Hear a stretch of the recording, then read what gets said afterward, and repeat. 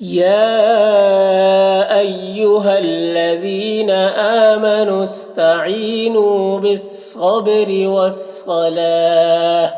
إن الله مع الصابرين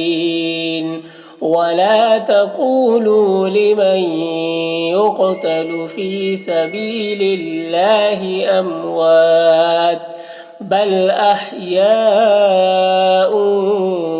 ولكن لا تشعرون ولنبلونكم بشيء من الخوف والجوع ونقص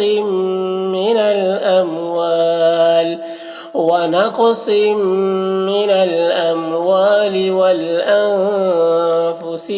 والثمرات وبشر الصابرين.